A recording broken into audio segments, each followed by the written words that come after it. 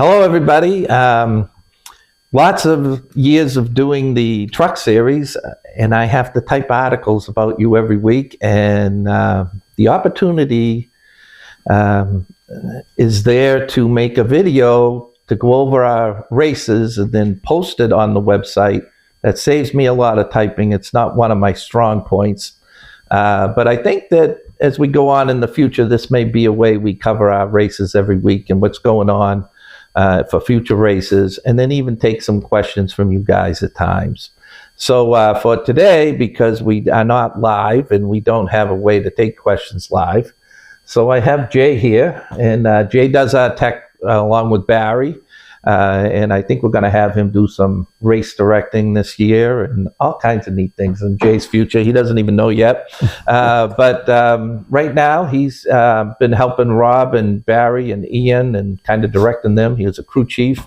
And one of the biggest thorns in my side for a year or two there. And because they ran up front, and when you run up front, that's when you get some attention. That's right? how we have to do our job. That's when we have to do our job. We have to find out why that guy's up front and make sure it's not an edge. Make sure it's just in the straight competition. That's what we're looking for. And make sure that it saves money for people. So we have some stuff to go over, but I'm going to start out with Jay has some questions for me. So you're up, Jay. Okay. So at Thompson, the announcers were talking about different champions that we had. Yeah. And I believe they were announcing one champion that wasn't a champ. Was not true. That's correct. So what's the difference between... So in our series, we have a chase champion, and we also have a lot of other awards that you get during the season. The points champion, we have a points series, but we call that the Mr. Consistency Award. That is not the champion of the division. The top 8 get to fight for the championship in a chase format, and it's usually in 1 or 2 races. And this year, it was just a race on the same day. You had to turn your car over and be ready for another race, and that's how we decided our champion. But the chase champion is the champion of the division. If you won the points for the year, you are Mr. Consistency. You are not the champion. Even though, you won points all year, the season wasn't over. The chase is when that gets decided. So 2024 champion was... So last year's... What's that? Was Fichette. Yes, Fichette. He's...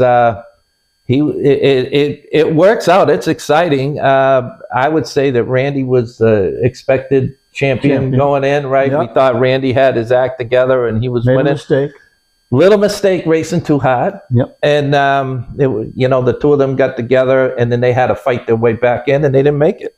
Sure. And so Fichette and Jason Paquette at the end of the race, Fichette used his opportunity and he's I think our youngest champion.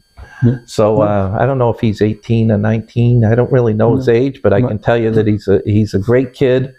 Quiet. The interview is not going to be a rah interview, but he speaks well with his right foot. So he is our champion for 2024. Correct. Okay, good. What's next? So then, you see the old guys, by the way, we go to the glasses. All right. So you're going to see a lot of this. We go to the glasses. We go to the glasses right now. What do you have? So what is the championship what do they get? worth? What's it worth? So the 8 drivers during the season, the top 8 in points, they go into a 2 race where we split the champion and then a final 4 and a bottom 4, and then it's decided in the last race where they finish. And it's $5,000 for the winner, $2,000 for second, $1,000 for third, $750 for fourth, and $500 for fifth. That goes all the way down. We split up $10,000 amongst 8 guys. So it's you don't get that chance too much with an inexpensive race vehicle to have that much money split up amongst 8. True. Yep. Now this year we have a Speedway challenge. That's correct. So we are lucky enough to have Chris Machad include us in a lot of his events, and Chris does a great job down there at Thompson. and New Hampshire and White Mountain. White Mountain is the first time I've ever been to White Mountain, was last summer with the Supers. Fell in love with the place. It's just an awesome track. I know Jimmy Renfro had told me, if there was a track you ever wanted to buy, this is it.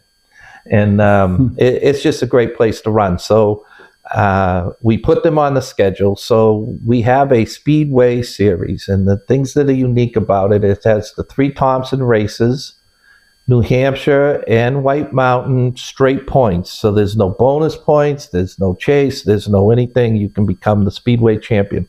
The one caveat of this series is we know a lot of guys have never been to New Hampshire. They're not going to have a great setup. They're going to want to compete in this series, and they probably can do pretty well at the other tracks. But we really have to run at New Hampshire more before we'll have a real interchange amongst the top guys that are actually racing hard and know what they're doing. We were there twice so far. This will be our 3rd time back. We weren't there last year. So the New Hampshire race, everybody's getting about the same points. Okay. Bonus points will decide it. The contingencies will be there that we run for, bonuses for fast time or whatever. But the other races will be decided on the old NASCAR point system. And so that's what we'll use. That was a neat system that they abandoned for the 1-point system they use now. But it's 175 for first, 170 for second. So the top 5 are 5 points apart. The next 5 are 4 points apart. The next 5 are 3 points apart. So the people that aren't having the greatest day, it keeps them closer to those front guys by not having as big a drop. And oftentimes that makes for a good championship. So that's what we do with that group. So with that being said, they need to be in that challenge. They should run Thompson. I mean, they have to run. If you miss a race, there's no way to come back. So if you want a piece of that money, you're going to do that. Yeah, and the money is half what the championship for the whole series is a $5,000 points fund that's broken up. So if you win them both, you're doing all right. That's and then again this year you put together a short track challenge. Yeah, so we had this. Well, what do the other races get, right? So we have some guys that are really great at the short tracks, and we definitely wanted to have something for them. I just want to make sure I don't leave any of the tracks out. Yeah. Speedbowl, Monadnock, Lee, and Star will use the same point system as the Speedway series. So we'll have a short track champion, a Speedway champion, and an overall champion this year. So, okay, good. And then sponsors this year. Sponsors are an interesting subject. Yes. We had fantastic sponsors in the past. They're real racing sponsors. And when I say that, it's not often you have people outside the automotive industry that pay for sponsorship. But Exit Realty was first, and they reorganized or whatever they did, and we moved on to Evolve. And Evolve, Lance that ran Evolve in New England, he actually, it was him. He loves the series, and Evolve pulled out of New England, so they don't do the mortgage program up here in New England anymore, so we lost Evolve. However, we didn't lose Lance. I understand he may be landing elsewhere and is interested in coming back as the series sponsor. But we don't have a sponsor. We're in the hunt for a sponsor, but the series is well funded. We have some companies that are always on standby for us. So you can see, either MedX will be up there. You'll see Green Light Simulation, Moonlight Physicians. Who'd I leave out? Logic Automation. All those companies are on standby to present the races because we still are looking for somebody to take over to replace Exit and Evolve. But these are the guys that fund everything and make it able to do what we do. So the hunt is on, though. So if you're listening and you can't believe how much exposure we get, people all over the country, the other offices for Exit were inquiring when the trucks were going to come to them. They're in Florida and they heard about the truck series. So, and part of that is by number one would be Michael Michael, who does a lot with the Racing Times magazine. Michael, his pictures were fantastic. They would travel all over, and so the exposure we get, we follow that, and it's thousands and thousands of people that follow this series, this little series in New England. Then we have, every time Caitlin puts up a video, so she put one up from Thompson, another 1,500 hits already. And then we have Kenny, who donates his time. Kenny Brunel, he goes up and takes some pictures. And if you look at the numbers on those pictures, the exposure is great. One of the things you find happening is we did such a good job that we can't lose the name Exit. We didn't lose it for a couple of years. Right. And then the Evolve name is still sticking in all the announcements, even though we're currently not sponsored by them. So the branding is really done well through our series. And then with that, we can't forget our sponsor of Hoosier. Number one, we can't do anything without Hoosier. Hoosier, they have been involved with us for the whole 10 years that I've been doing this and before, especially during the years that tires were not available. They did a great job in getting tires for us. They support the series 100%, and our major part of our points fund this year will be made up from Hoosier. So, Rob Summers does a great job with Hoosier down there, services us. It's in the center of where the trucks are, so it's easy for them to go pick up the tires and the technical information. Who's your tire? Every tire, the composition of, so we can keep the playing field level, because we chemical test those tires. We send out a sample, and they know from the numbers on that tire how it was made, and you either match the benchmark or you don't. And that doesn't, why you don't I don't know why you don't make the benchmark, but we always say wrap those tires and protect them, because if you're near them with anything that fails, and that's the sample they get, then you could fail. But they really make it easy to police the tires. It's a hard job for any division to police them.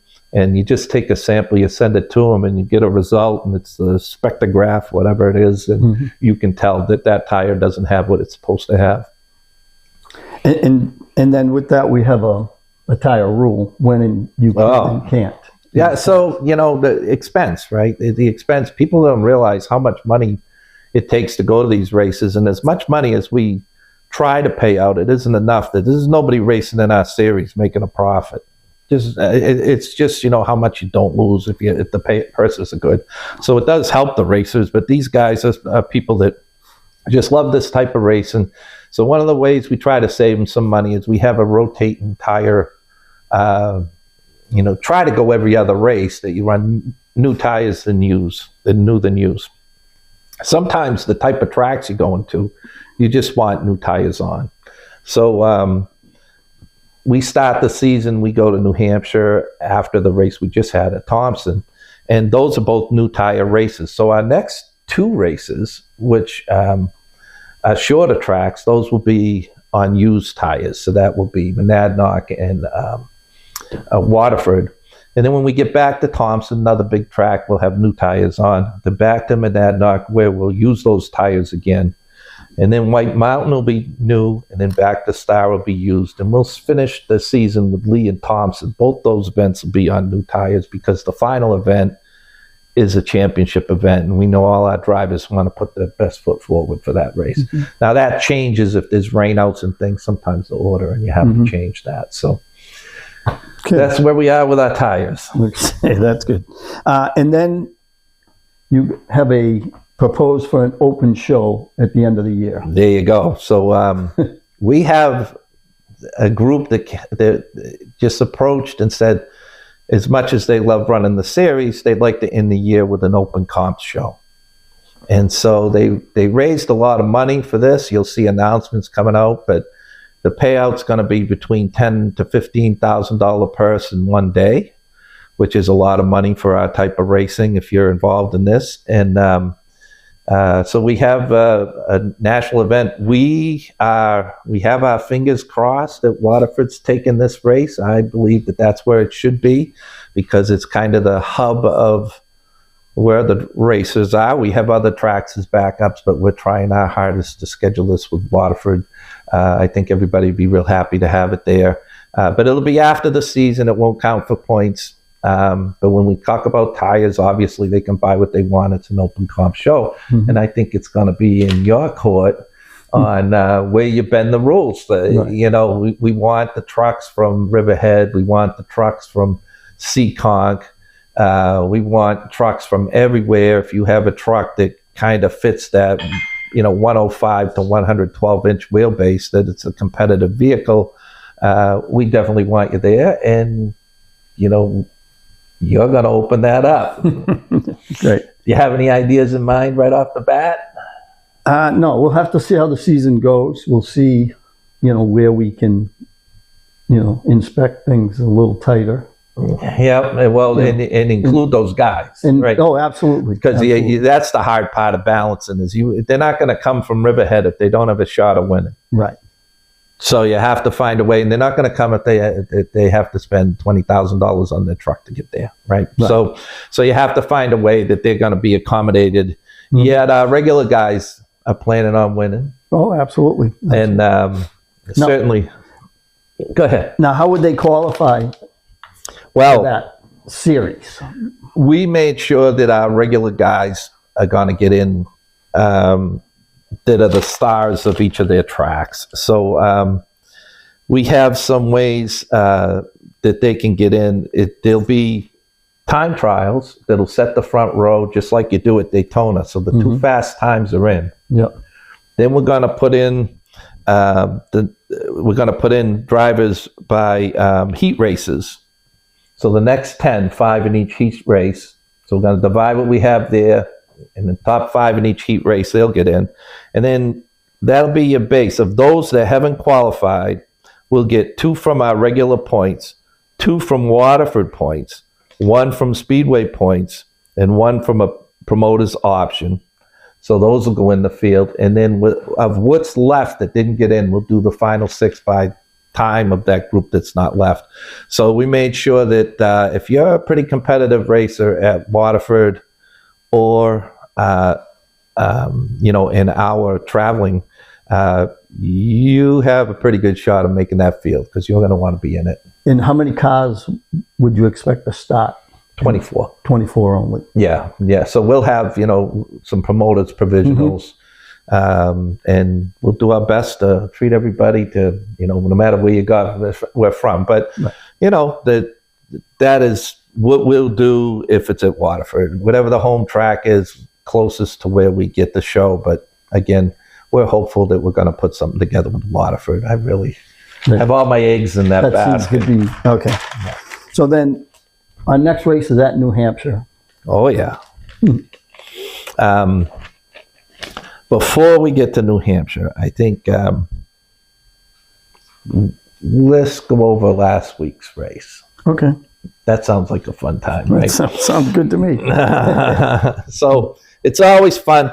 The first thing is, even though we have our regular purses, we had some contingency sponsors that come to us with every week. So Taylor Lawn Care, Carnes Automotive, they put in $300 for the fast time. So when you see the results, you're going to see a little star near their name, and whoever won that $300.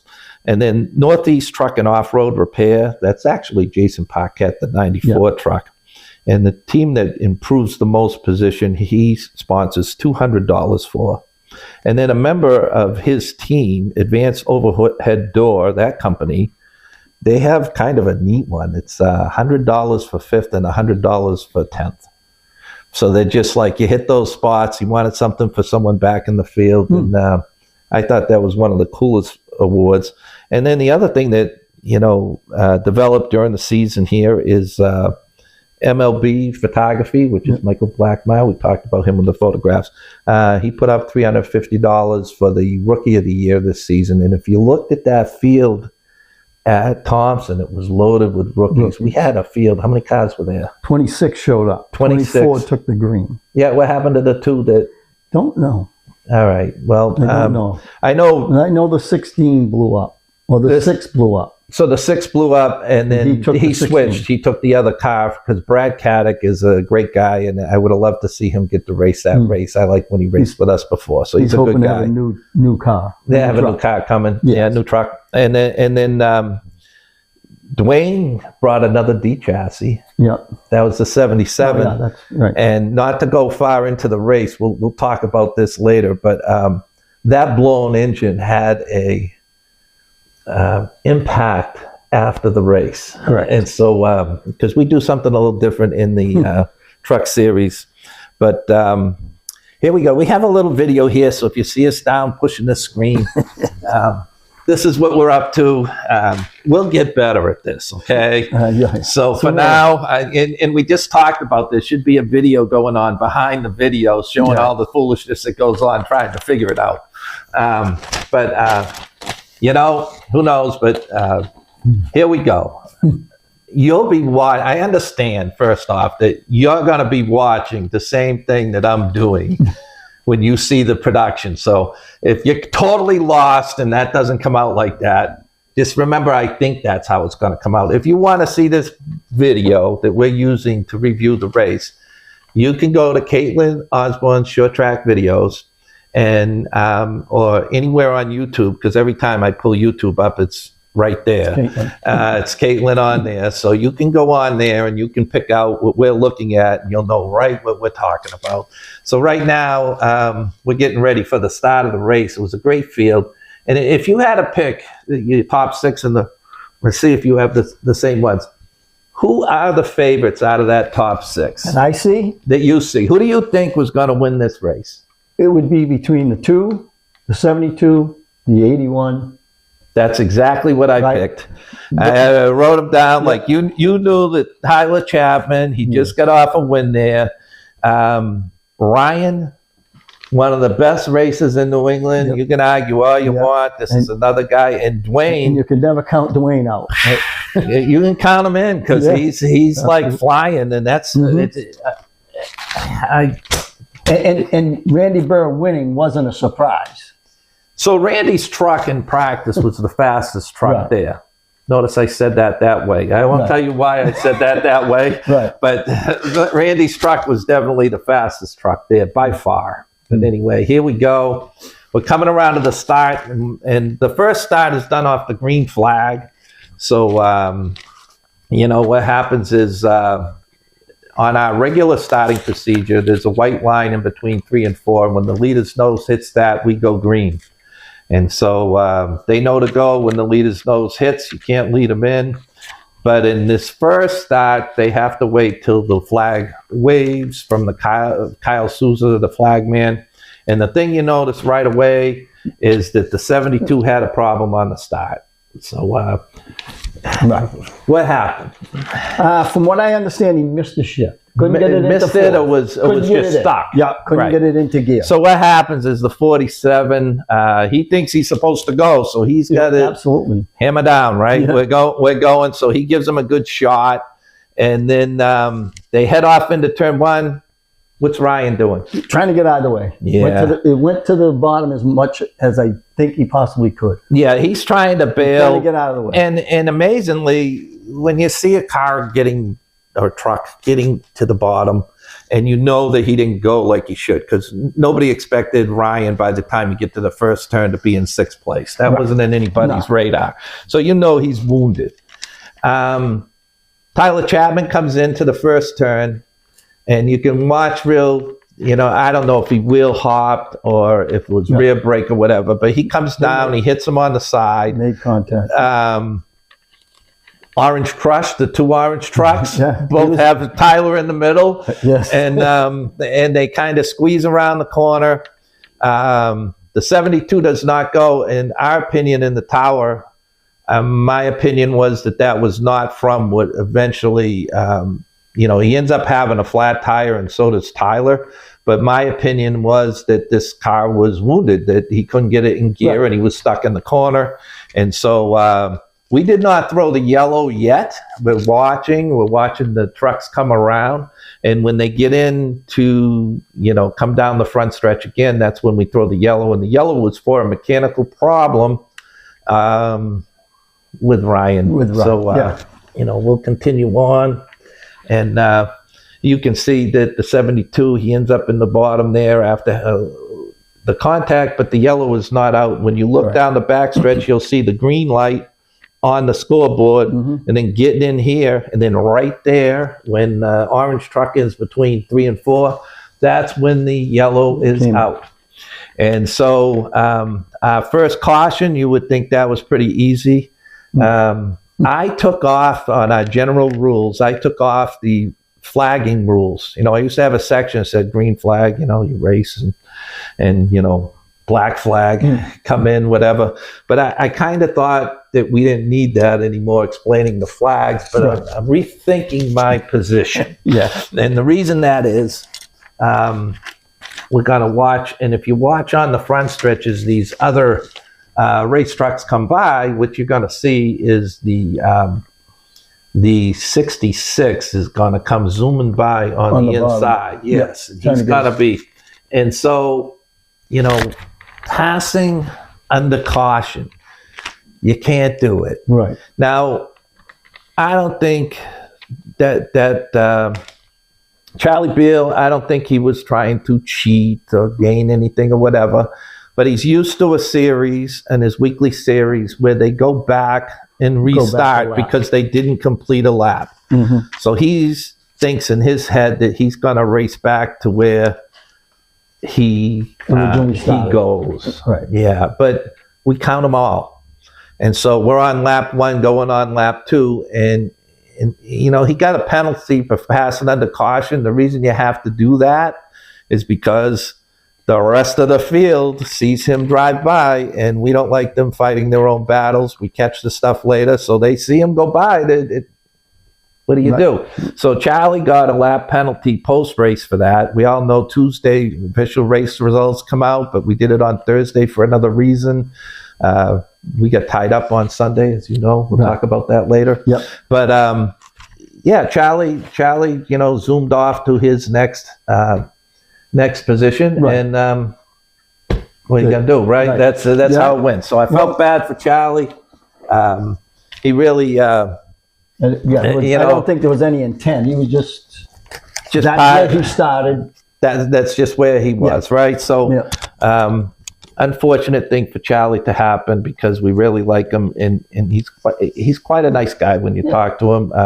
Him and his son are great racers at the Waterford Speed Bowl, and we really loved having him in the field. But I don't think he's too happy with me. Well, no, it's part of it, right? Yeah, I know.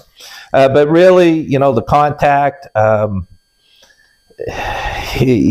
That wasn't really what the yellow was for. So people that want to know why the AB rule wasn't applied is because we were not throwing, even if that car limped back, the fact that it couldn't move again is why that rule was made. And you know, there's not a time when we're going to let you pass anybody under caution. So what would you give them for advice if they think they're in the wrong spot? No, they would just maintain their position as and then you get on that radio, right? You go and you call your spotter, have them talk to Lorraine and say, hey, I think I'm in the wrong spot, and we'll move you. So again, that may be something different from the tour racing than the local radio, right? But you know, that's so the next thing we're going to talk about is we have a restart lining up. And there's a white line in between 3 and 4. And when the leader, who was Dwayne at the time, when his nose hits that line, we are green flag. All we look at from the tower is if the leader's nose hit first, and then have at it. Many thought that the 90 is going to jump the stop. Yeah, but you're going to see, first off, as they're approaching right here, you're going to see they're going to drive right over the white line there. Nobody went. Matter of fact, it's 2-3 seconds later when, you know, Dwayne said it was a senior moment. Yep. But and the 94 chose not to. He didn't go. Also. So the only guy that figured it out was the 90, and he's looking to go, right? Yeah. So you know, they did some grace racing here in the beginning. Burt Roulette. Surprised. He had a heck of a race. The 151, right? Yes, Like, yes. so the truck's won there before. It's one of the winningest trucks in the series. Randy won with it? Randy right? won races with it, yeah. Right, absolutely. and the truck went back, so the truck was purchased by Randy Burr, and then it was sold back. Right, from Harold, and it went back to Harold. Yeah, and Harold wasn't really having a ton of success, and then he put his driver in it that is traditionally goes back to go-kart days, and they just click, man. He did a heck of a job. And then another D chassis in the field. These are a favorite of mine. This is something that D chassis is a converted street stock. We know that not everybody dares go and buy a car just for a series. What if that series isn't there? Where else can I run this? Right. And so we have you can buy a body that, in this case, the 90 truck, the only thing he bought was the roof and the hood, right? And the rest of that truck is just sheet of aluminum down the side, and he's up the front. Yes, yep. And who else do you think did surprise you in this early going? In the early running, definitely the 151, was there. I saw earlier in the race with the 14 was running up front. Then he lost a radiator at some point. He was on the job, right? Yes, he was doing a great job. I was impressed. I had mentioned that to you after the race. Yeah. He really did a great job. He ran up front and he just carved his way through traffic. The 32, when you look from a distance, does that truck look like it's just stuck to the track? Yep, absolutely. I mean, he really had it handling well. It was quite amazing. And then we're going to see as we go along here, Mercedes Karen is going to be the first yellow of the event. Yes. And it was kind of a quiet yellow. She, halfway down the back straightaway, she hits the wall. She had a mechanical failure. I believe, I looked up, and I believe this season, compared to last season when she was there, because the first time she ever went on the track was the icebreaker last season. Yeah. Just to show you how she's steadily improving, because she has a lot of fans. They have a lot to look forward to, because she was 1.7 seconds faster a lap. Wow. So she took her time learning how to drive the track, and then she's coming into her own. Really great job. The other one is the Strickland kid. Yes. Okay, Brad?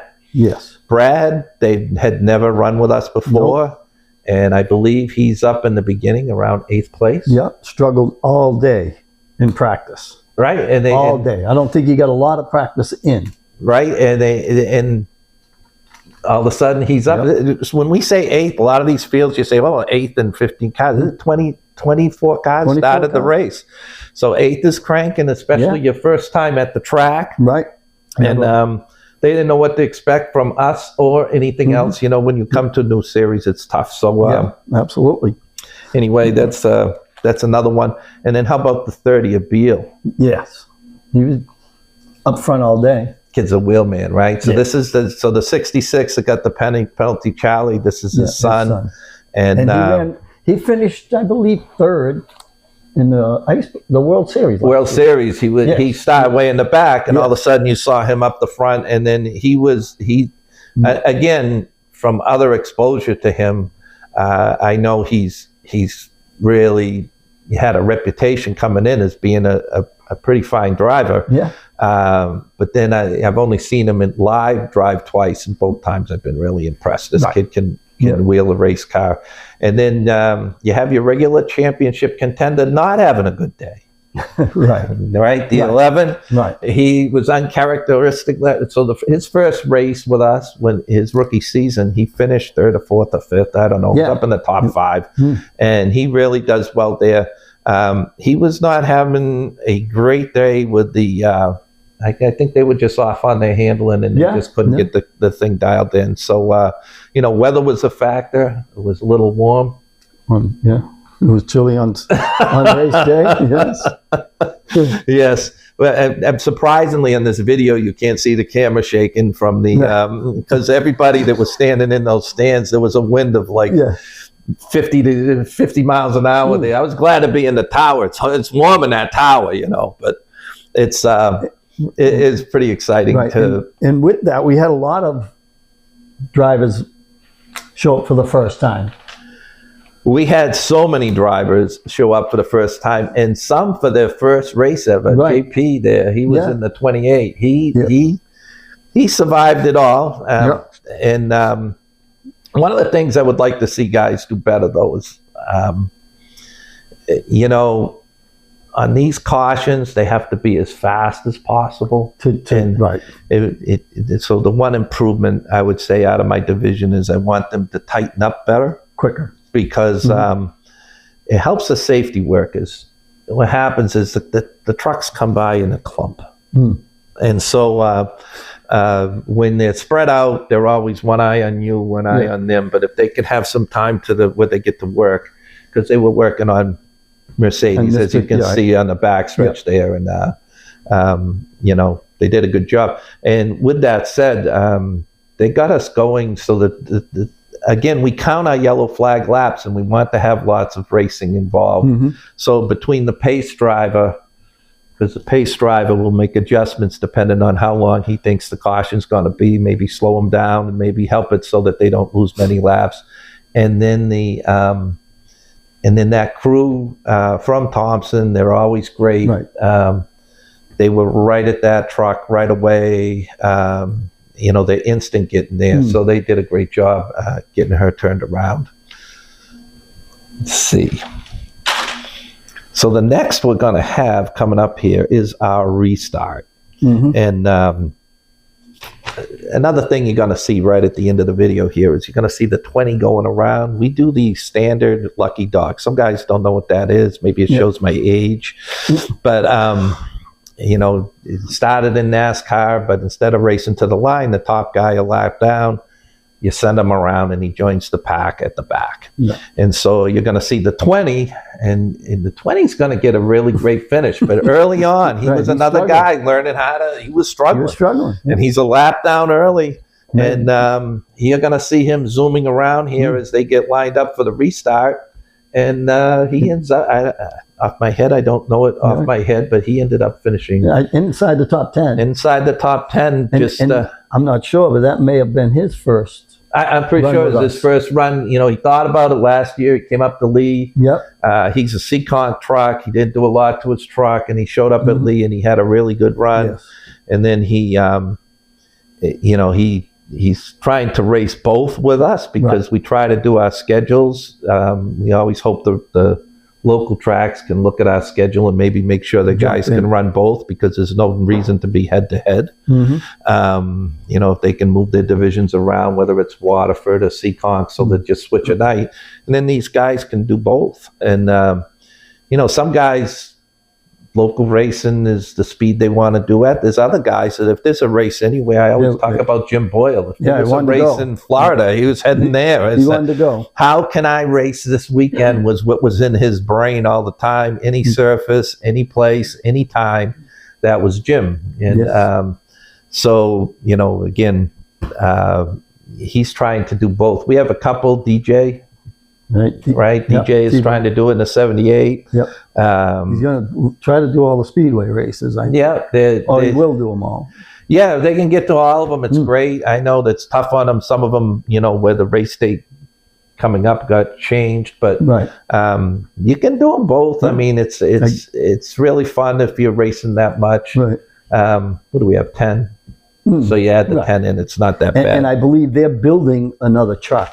So you can see again on the restart, Wayne sound asleep. Right. He just didn't pick up that line was it. But what you see is, and again, Dwayne's words, senior moment. All right. And if we know anything about Dwayne, I owe him a couple. He has some. So So Dwayne had, you know, again, didn't pick up, but Bert did. He was aware. Heading on, and Randy right behind him, right? And then, you know, behind them, didn't all, a big space there, but they're a little stacked up. But, and then this is probably where they were worried about Coates. Coates, but if you look in the line, he doesn't go. The green's well out by then. When it's time to go. And they all had that opportunity coming up through. Sometimes we have a 3-wide rule, but we definitely didn't have one in place for this race. But what happens is the 94 and the 30 are going to get together. There's a little bit of contact, and around goes the 30. I cringe when I see this. I add up the bill of all of them, in my opinion. So anytime that you see, I know one of those trucks was over $6,000 of damage. So you're looking at, you know, probably under 10, but between 5 and 10,000. Maybe it's over 10 of damage, especially when you see the 6. I think he lost all 4 of his tires at $850 a set. Sean Caron, rear clip. You know, they all get in the dip. But the thing that goes wrong here, look at the 30 getting going. And then, you know, I know he's frustrated. And spinning the tires. But you can't really light him up at the front of the grandstands. You know, we love the show. We'll have a drifting show another time during the year. But unfortunately, that did earn him a penalty. You just can't do it with the emergency workers there and everything. We tried to be as gentle with the penalty, and at the same time, again, he's not used to, you can't get way by. He's not used to being the contact car and having to be all the way in the back. So after every race, the reason we go through the standings, we do scoring off the video. And we also do, you know, you just pull up Race Monitor. And so when you look at the yellow flag laps, if anybody improved their position on the yellow flag lap, guess where you're going to see that. And then as much as he's a newcomer, and I do not like giving out penalties, but, you know, kind of the Beal family, we were kind of tough on, and I just want to, you know, understand that we don't want to give a penalty, but we did have to penalize for that. And also the 94 was penalized for that same incident. So the 94 didn't get back to the back either. He was so he was also 10th or 11th or something. He's supposed to be the last car. So if you're in the tower and you see the 2 cars that wrecked, you know, a lot of divisions, they spend, if you've ever been in these towers, you know that they spend, while it's freezing out, 5 in front of the 6, 4 2 back, 12 up 7. Okay, and there's a guy out running on the track trying to line people up. We're a little different level than that. Get to your spot. You know you were in the wreck. Get to the back. We don't have to tell you. And you can't pass under caution again. So he's going to go and he's going to zoom by a whole bunch of people. You can watch it on the video. You're going to see it on Race Monitor. Again, it's probably what they do at Waterford. I don't know. It's part of being a newcomer. So I apologize to the Beals for the little problems. That I think Charlie told me directly on the phone that my driver's meeting was not good. He said it a different way. So I have to make sure that it's loud enough for him and that he's you know, he's happy with my driver's meeting. He straightened me out, so maybe I give him a penalty, but he gave me some feedback. And so maybe you got a little bit of help for your next driver's meeting on how to conduct it. I guess we're going to use the microphone and the speaker, you know, whatever it takes to make sure everybody understands that part. But he was not happy with my meeting, and I'll just concede that I wish he knew everything, because he wouldn't have had the error that happened. And same with his son, who I think the world of. But my own son, when he races for me, he cringes because his car gets inspected the most, and anything he does, I throw him out. So, you know, I mean, it's just like, it doesn't matter who you are. You're just a number. I can like you off the track. And then this is just cut and dry. Our owners have conveyed to me that they want the rules applied, and they want the race results to be what people really did, with no shenanigans. And so that's our responsibility. I know you take it serious. No, I look at it a whole different now than I did as a competitor. That was the enemy as the competitor. Now it's a support system. So we're so happy to have Jay, because he was a crew chief and a successful crew chief with the truck, so he knows the ins and outs. It's a great addition. But anyway, we're getting ready for another restart. Again, when in doubt, if you're not sure where you're going to start, then you always should tell your spotter and talk to an official. Right. And they'll Yeah. Lorraine's always with the spotters. She's sitting with the spotters, waiting to call us up. Yeah. So any questions, they can always they can talk to her, and she'll relay. And your primary cars were those two. But on the next restart, this is Bert Willett. Yeah. And I mean, I don't know, the lane choice is always a question, but... Well, Thompson, I think you always want the top. Yeah, I think he took the top. And he did take the top. Randy gets, like, look at all the cars in that row, and what you're going to see is Randy gets a bite off that corner. I don't know how he had such a great restart, but he just jumps off the corner here. And I don't think Bert goes quite at the line. I think he goes right away. We'll see. There's the line. They're gone. Yeah. So the leader's nose hits, and they are gone. And again, the 90's on the job. Yep. And really, the race is going to get decided here in a little bit because, again, Coates gets off this corner because they're letting up. Right. Because Randy was sideways. Yep. And then what you see is the 32 gets a shot in the rear. I think he said that was one of the hottest shots he got. Down the straightaway. Yeah, he was like, hold on. And then he went. And I would say Coates decided he could have hit either one. He was lined up with the 32, so that's the one he hit because they had both let out. And that propelled Randy off to the win. One of the things that... you're going to see here in these last laps, you see the 66, and the 94 is charging up from the back. 94 and the 30. The 30 is right behind him. Right with him. But he is sailing up through the field. Remember, these guys were last in line. That 94 truck is all reworked. It's a great job. They have a great crew. Those guys are top notch. So in the end here, you're not going to catch this on this video, but I can tell you I've watched it in slow motion as it was going on. I believe the telecast who are they that do the telecast? I don't even know the name, but... Race America. Race America. I'm sorry. It slipped my mind. How do you forget that? I don't know. But I know. Old age again. See, I have my senior moments, Dwayne, too. Yeah. So Dwayne's not the only one. Dwayne's not the only one, right? The gray hair's paying off. There's one to go here. Yeah, and, they get in between 3 and 4, and there's some contact. And then the 66 is going to keep going. Right. But it'll be a minute before the 94 comes along. But if you stay with the video, you're going to see when the 66 arrives at the scene. So there's Randy and, Bert and the 90.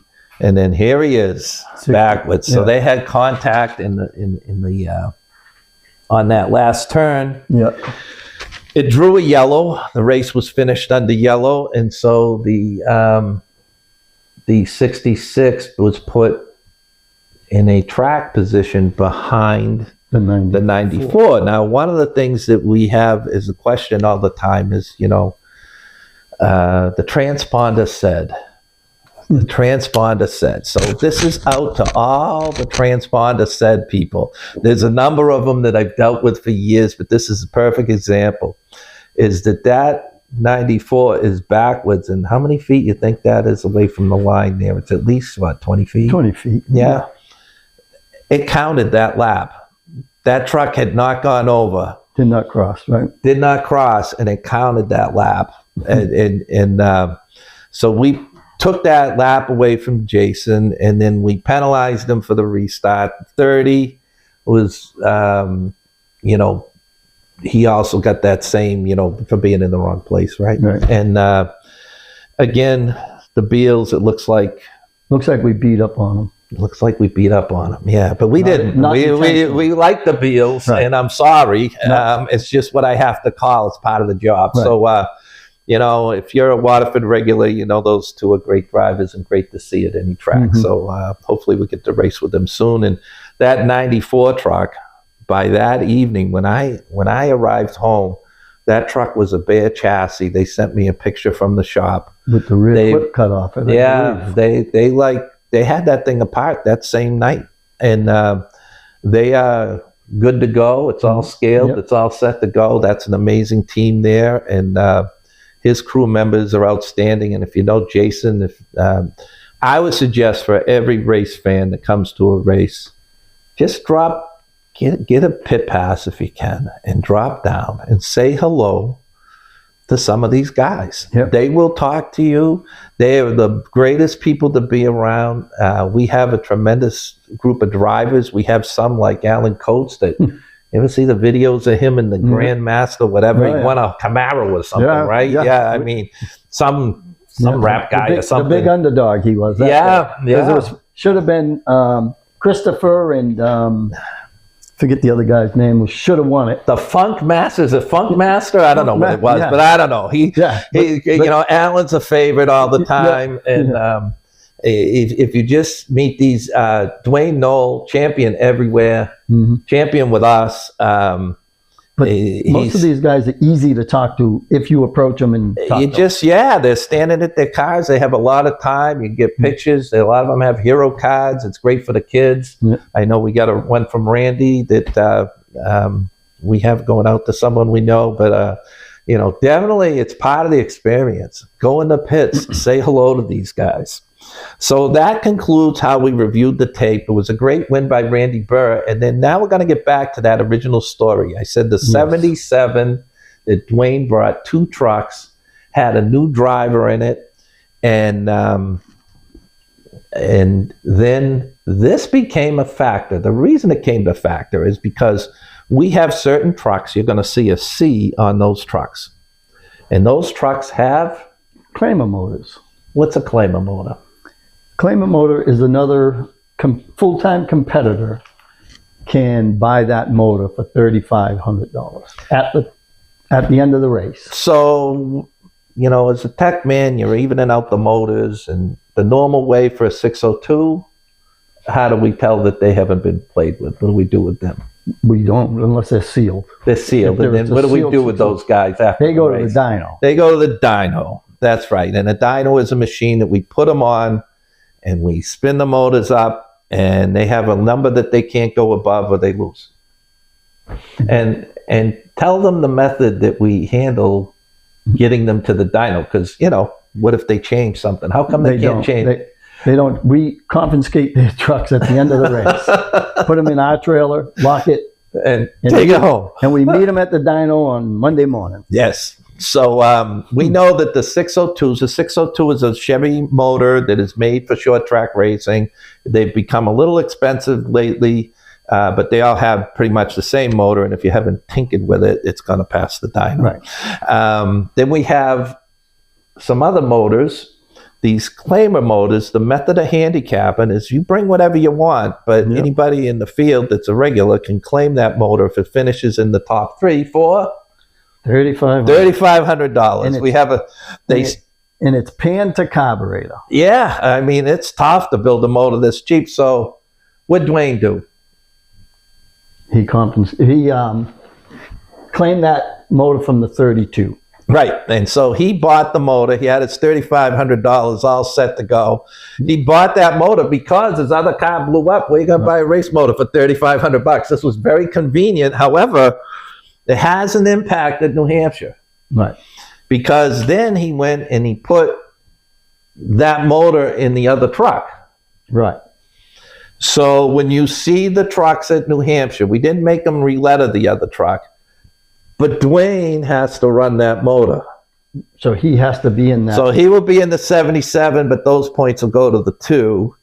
And then the 77 truck he'll be in the 2. Right. But we didn't make them actually re-letter the truck. And that's for the technicality. But when you claim the motor, you also have to run it yourself at some point. You can only claim to a year. There's a whole bunch of rules. Right. There can't be a third party. I can't claim it for another team. No. I have to have it claim for it for you. So he took it home, and we went to Randy's shop. And I think he was getting another motor while we were taking that one away, right? But the claimer program is made because money is the enemy in racing, and you can come to our series, and for $3,500 motor, you can win Thompson. So that's I think that's a claim that. And the claimer motor won the championship. The claimer motor won the championship too. So So Randy's championship was a claimer. Yes, so last two. And then Frichette's 11. That was a claimer, and then he just won this race here. So the claimer program is alive and well. I know I got some comments when I said you can win the $3,500, and some of my good super modified friends said, "What kind of motor is that?" I think they said maybe a Bandolero motor or whatever, but that was it, going right around the track. If that was a Bandolero motor, that's a fast one. It did well, right? So anyway, that kind of covers our Thompson race. Thompson review. And then now, I heard you got a new camper. I do. Right? I bought that camper just for this series. You can't beat that, right? It almost caused me to buy one, because now my wife is like, Maybe she'll go to more races. Yeah, maybe. It's a new garage or a camper, right? I don't know which yet. This jury's still out right now. But one of the things is our race got postponed. That's why we're doing this show today. Right. And New Hampshire is next weekend. Is our next race, yes. And it's been moved to Friday and Saturday.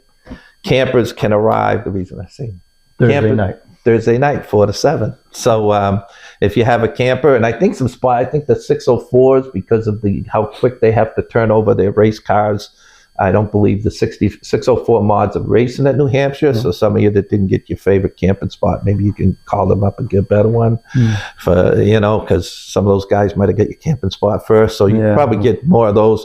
But the 604 mods will not be at New Hampshire, but everything else will. They're a good show. Right. I know. So this is probably the last weekend it could be done, I believe, right?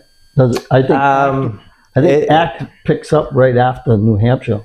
Yeah, if you want to know what happens to these promoters, is they're super weathermen. I mean, when you sit at the track up in the tower, you spend half the time looking at the weather.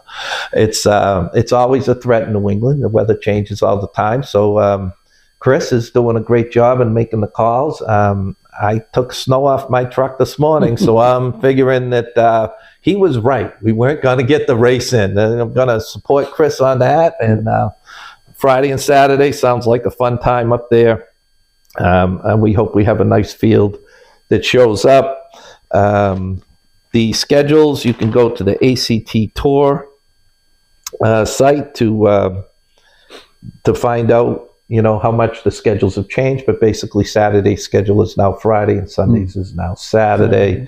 Our drivers for New Hampshire, they have special points where it's more of an appearance race for that track, as we mentioned earlier, and they all get paid pretty much the same, so that, it's really learn it. Right. But we also want them all going, so it's part of our super speedway, and the other ones will decide, Thompson and White Mountain. But that's where we are. I hope we gave you a ton of information, and I hope you had fun. Thanks, Jay, for driving up to be able to get this done. I think we did talk about that we might do one of these in the boat on the lake, and then maybe invite a driver. We don't know if that driver we invite is going to be the one that won or the one that's in trouble. Yeah. We don't know which yet, but we might go that route. So just having fun with it instead of having to type. I can't type these articles. I'm just not that creative. So maybe this was better. We'll see. We'll see what the feedback is. So thank you all for listening. Thank you.